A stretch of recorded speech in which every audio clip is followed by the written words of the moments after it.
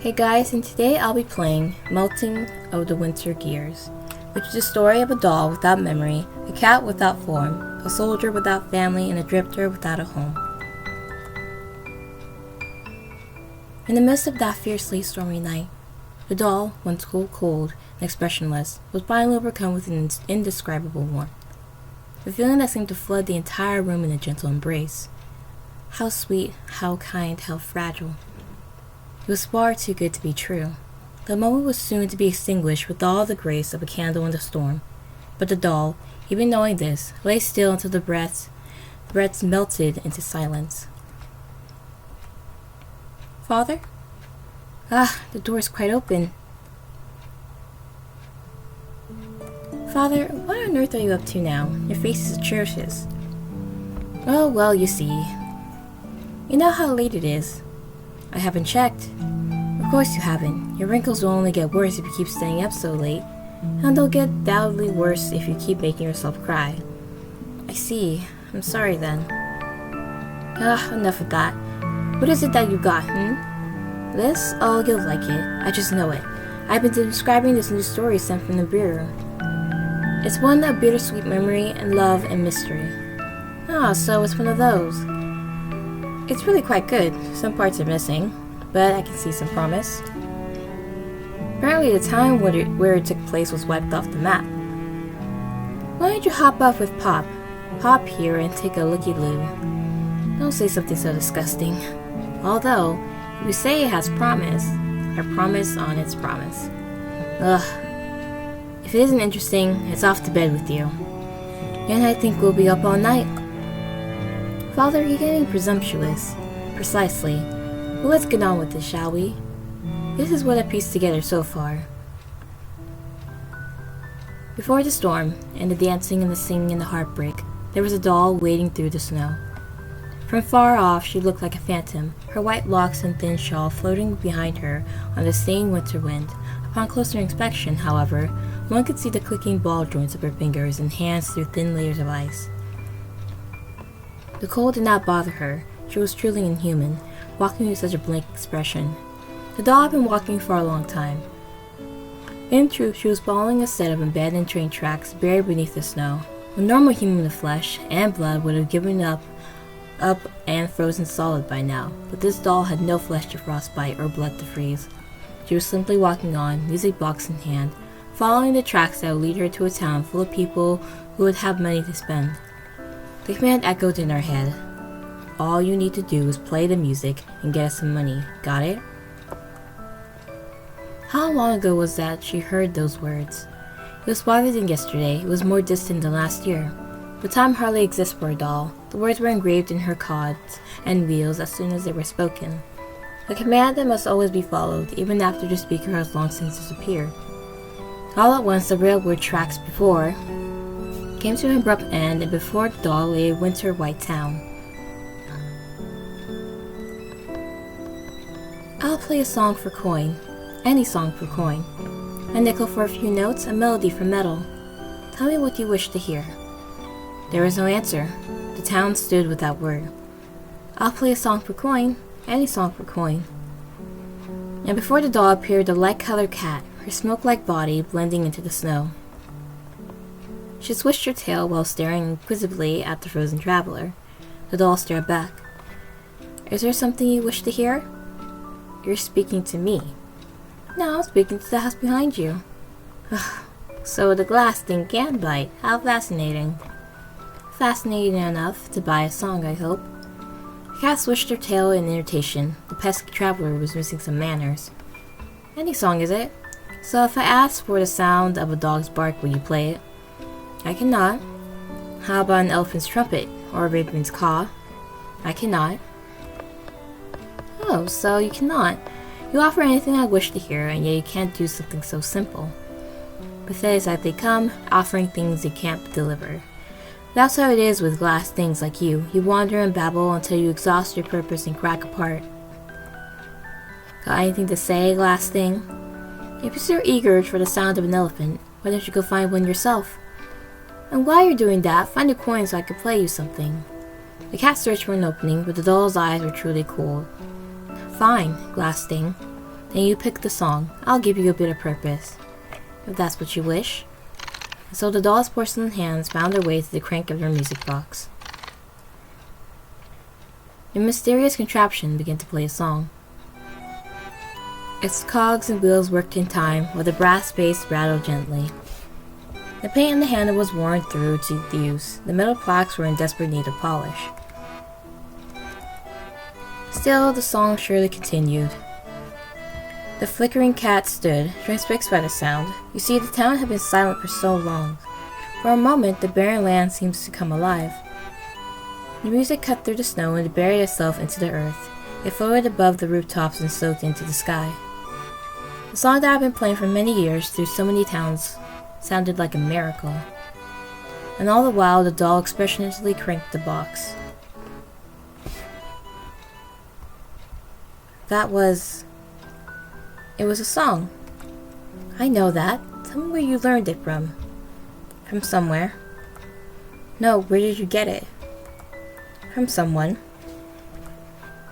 No, you're no good to talk to. What a killjoy. But I've had the pleasure of never meeting you again. Ta-ta. At that moment, the doll reached down and yanked the cat's tail. Unhand me, you witch. But you haven't paid me yet. You think a precious kitty like me would have a coin? Fool, loon, you violent delinquent. I'll let you go when you pay your due. I haven't got a red cent. It's the truth. Slowly the doll loosened her grip on the screeching feline. She didn't seem to fully comprehend the situation. You must be expecting it, aren't you? Foolish, loonish glass thing. I don't have anything for you. But there's someone out there who does. The cat turned and padded off into the town. The doll, unsure, stood still in the blustery open, her glassy eyes searching the town before her. Nothingness upon nothingness, and so she followed after. How long had it been since the town was alive? The doll walked alongside the crumbling buildings doomed to collapse in total obscurity. The paint had chipped and faded, the roof tiles done in. Remnants of now colorless paper clung to the rusted nails along the walls. All the words had been wiped away by last season's rain, or maybe the season before that, or the one before that. How empty that little slice of country was, enough so to make you think there was no one else left in the world.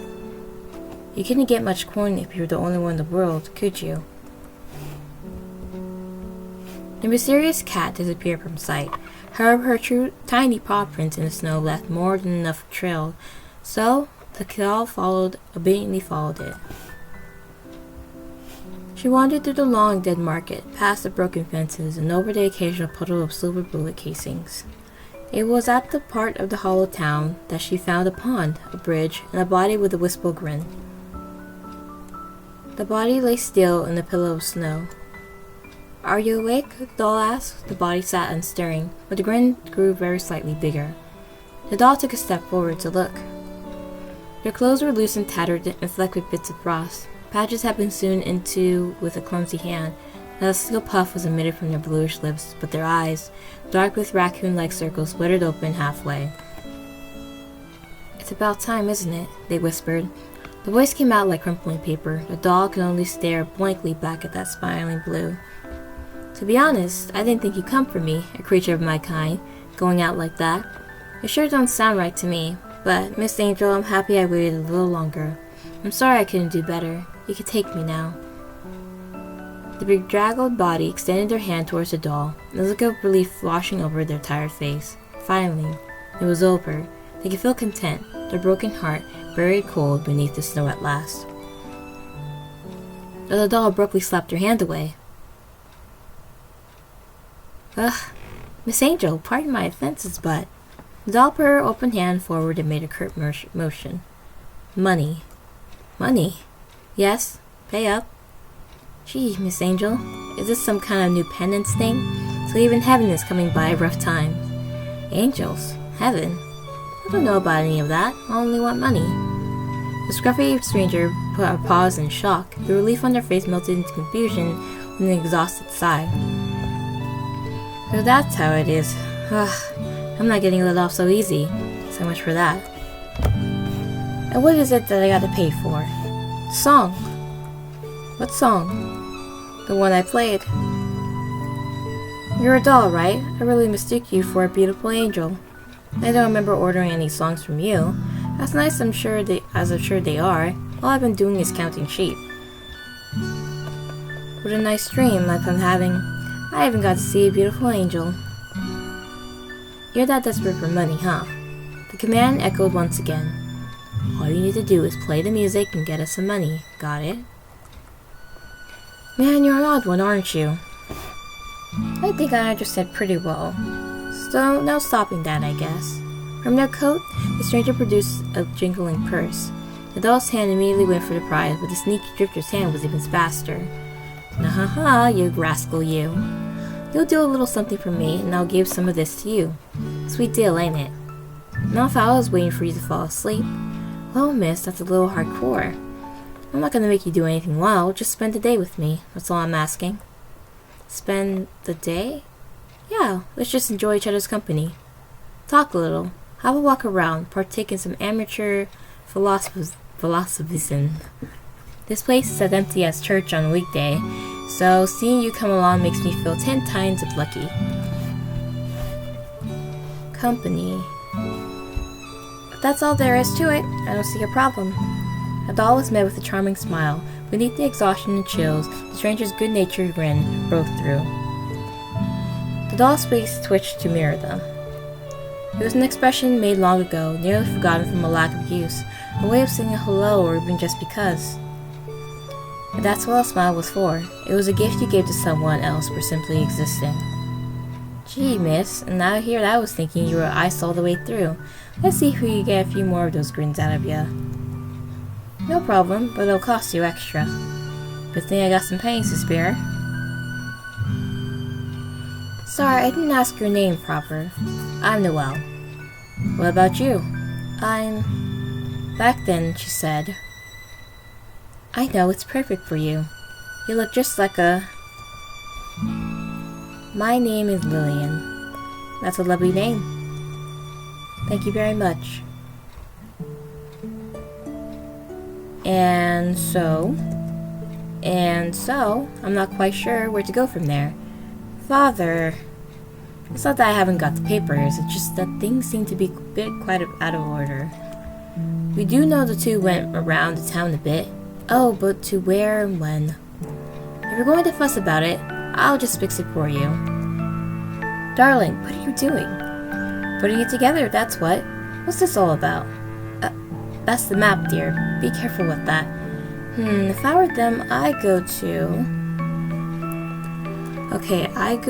the business district, to the church, to the outskirts.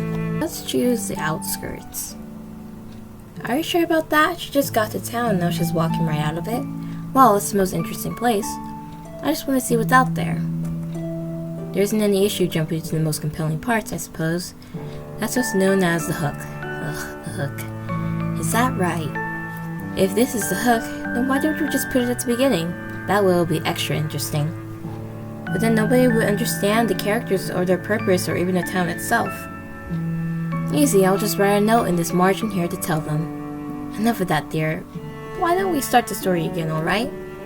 They were off to the outskirts, of course. It was the depths of winter, but something about the outside felt truly cold. The town was an empty shell left behind by time, every part of it feeling hollow, feeling distinctive and alive. Any trace of warmth had been erased the cruel years before, but the outside was different. You see, the outside, there had never been any warmth in the first place. It did not feel alive, but it was a place where things were taken, were broken, were hurt.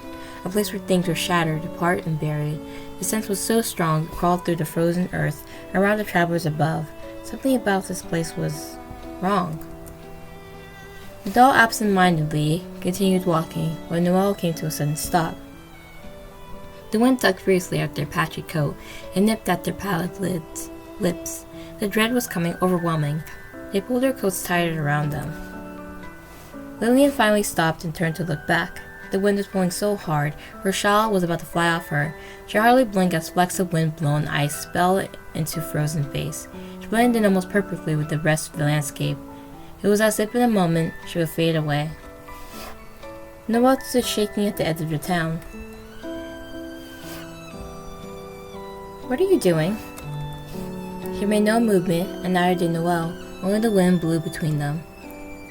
There's nothing interesting out there, miss. Let's go somewhere else.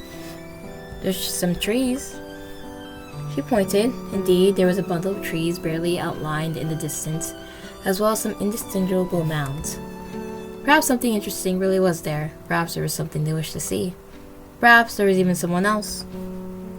I don't know. There's something about this place. Can't you feel it? Okay, then let me make another selfish request. I'll even pay you extra. Double. Is money that much of a concern? Would you rather play triple? Double, quadruple, I don't care, but Miss Lillian, please come over here, that's all I ask.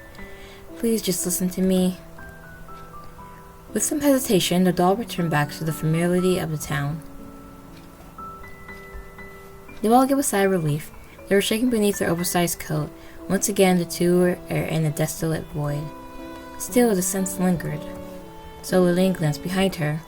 The entire scene was blank, with only the faintest impression that there was a world beyond it. Trees, mountains, something else as well, a fleck of color dotted the otherwise empty landscape. It was impossible to be sure, but Lillian felt as if the fleck was staring back. Okay, next was the business district. People were here once, so it seemed. There was evidence all around.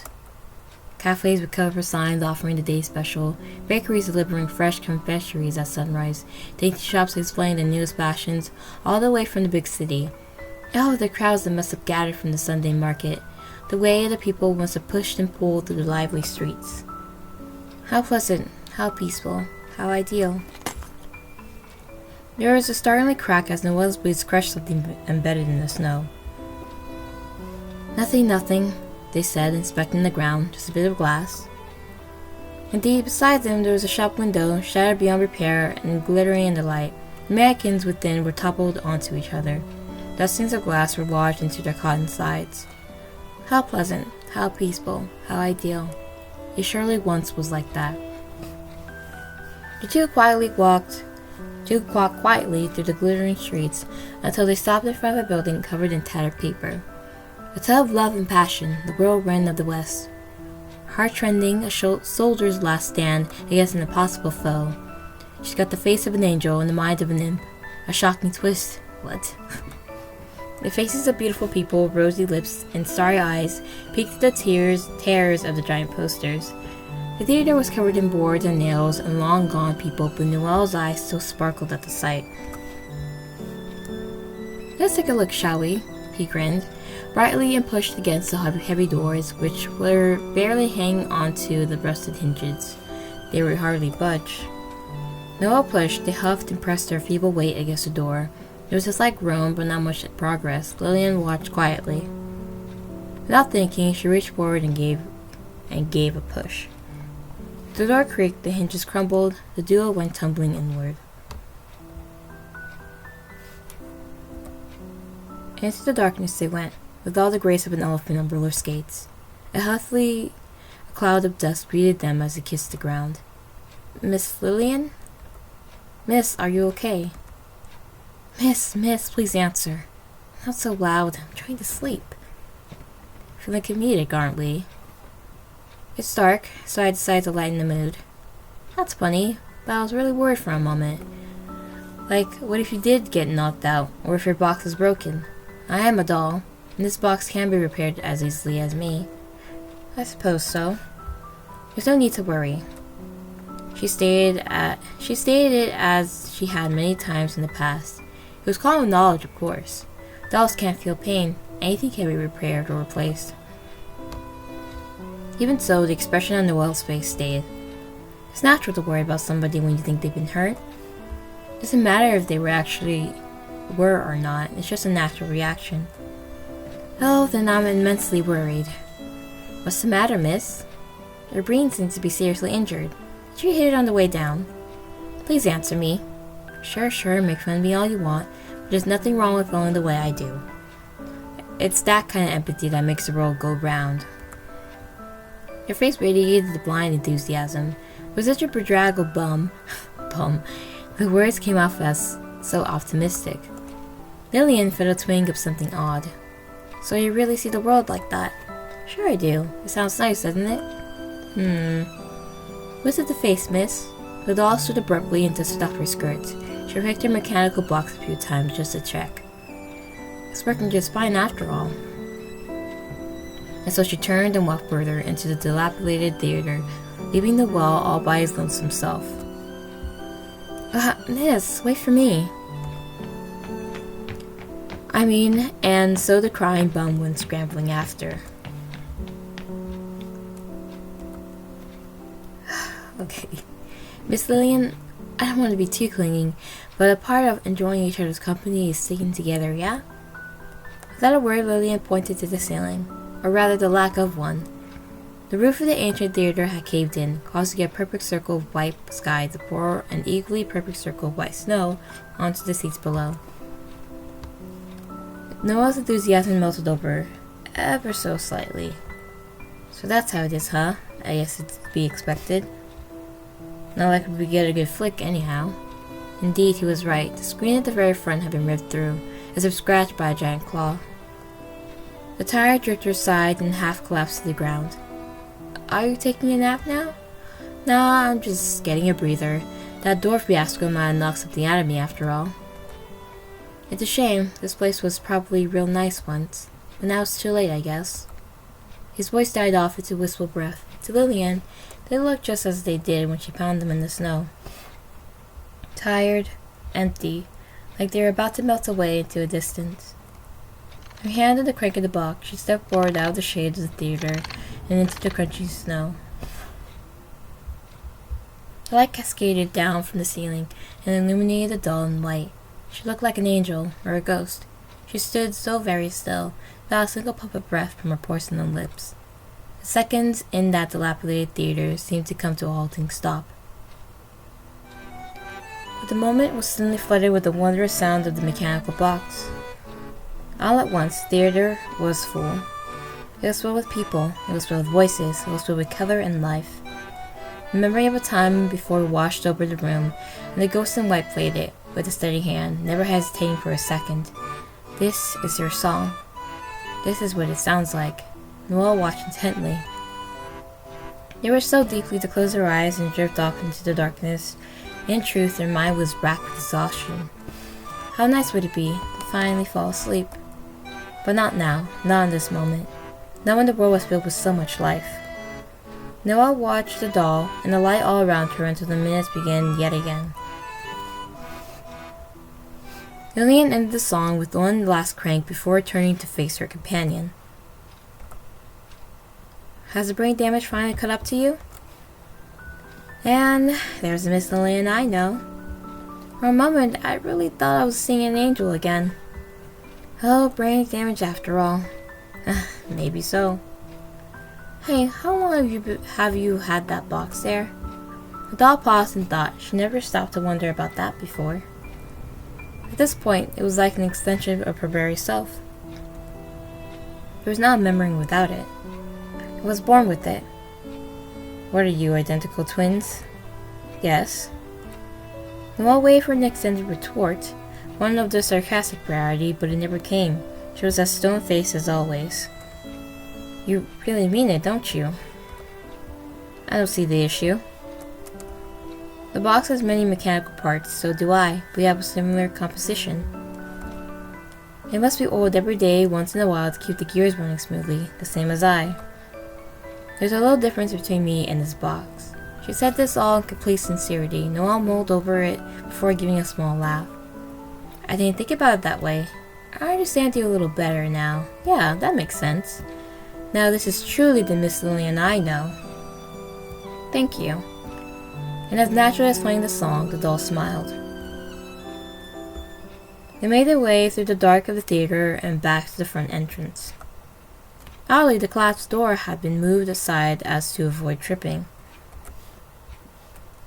It wasn't like that before, was it? Impossible. Rarely the two walked back into the glittering street. Then was the church. In a town of sunken roofs and crumbling stone, the church steeple rose proud and tall, untouched overhead. Somehow it had avoided the conflict that ravaged the streets below. as if the iron fence around it warded off bullets and stone, as if a greater power had ignored all but it, a white steeple against a white snowscape and a sea of empty shells.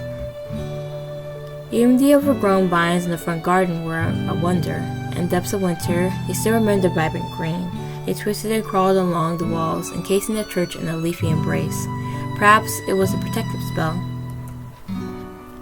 The two drifters allowed themselves in through the fence and into the garden of green. It's magical, ain't it? Noel sighed. It makes the space feel a little less like a coffin. He stumbled on ahead. With a slight bow and an enormous grin, Noel held the door open. Inside, rainbow-colored light was pouring from the stained glass windows. Specks of dust were caught dancing in their streams. It was like the center of a marble. Lillian couldn't help but be drawn in. All the colors in the world was hidden in this room. The town was run by time, but this church was completely, totally untouched by it. What'd you think?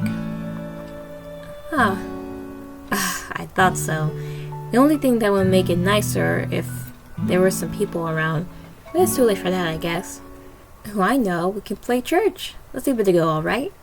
Play church? It's a pretend game. Kids play it all the time. You make up whatever you want. It'll cost you extra. Fine by me. I'll be the confessor and you'll be the priest.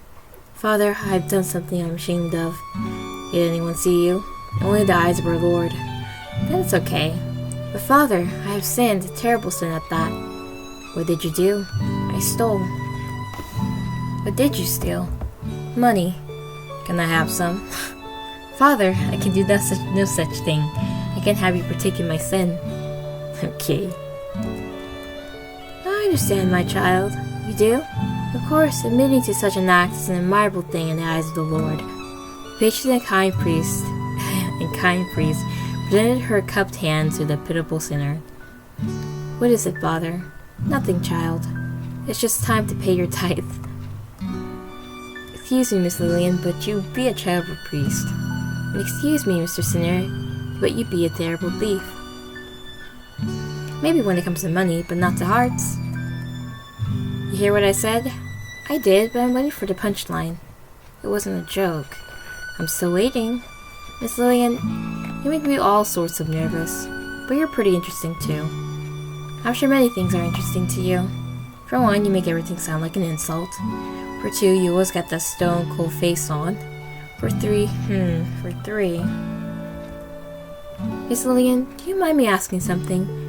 The drifter's face had the usual cheerful expression, but the voice echoed out in a stark serious. Is there anything you wish you could confess? If there really was a priest there, of course, is there anything you would say? No. Oh, nothing at all? There's nothing to say. The doll said it on reflex, but something about it felt odd. She searched, but there was truly nothing. Looking within herself only led to a void of nothingness, a pit of empty all the way down. Hey, don't beat yourself up. I'm sorry. Some folks say dolls don't have feelings, not real ones anyways, but I just can't believe that. You say somebody is all wrong just because they express things funny. It just rubs me the wrong way. It's bad. It's bad? It's awful. It's hellish. That kind of thinking, it just makes you want to kneel over dead, doesn't it? Noel's sharp laugh cut through the church air. The pit in Lillian's chest felt even deeper. If I were a priest, a terrible one, yes, you could confess to me. Is that an offer, Miss Lillian? I was only playing church. Oh, I see, just playing church. A child's game. Simple as that. If I were to confess, Noel scratched her chin in exaggerated thought. He mused and mulled and meditated. Not for a moment did Lillian's stare waver. Nope, I don't have anything. Liar. Nothing. I don't have a single regret. Father, please listen to my sincerity and my little white words. I've lived my life with nothing but joy and inner fulfillment. Yippee. Did you find that fulfillment falling down the stairs? I've always been this joyful. Good one, but I really mean it. There are things I could have done better, but the result would have been the same. It's pointless to regret things like that. Me, if I had to, I'd say I regret being born, or something like that. Please, did you really fall down the stairs? Was someone just outside? Perhaps. Miss, there shouldn't be anyone else in this town besides us. Not even a cat? It's way too cool for anything to be wandering around here. Heck, even the birds are shaking. Is that so? Yeah, it's probably just the wind. Let's get a move on, alright? Warily, Noelle peeked out the door. The iron gate outside was swung slightly ajar. Beyond it was a thin trail of disgruntled snow. A trail from where the duo walked in, or was it from someone else entirely? There was not a soul in sight. While the dog looked out blankly, Noelle felt a shiver all the way down. It couldn't be. It was so close, too close. All the two could do was walk on. So they returned to the bridge where they met.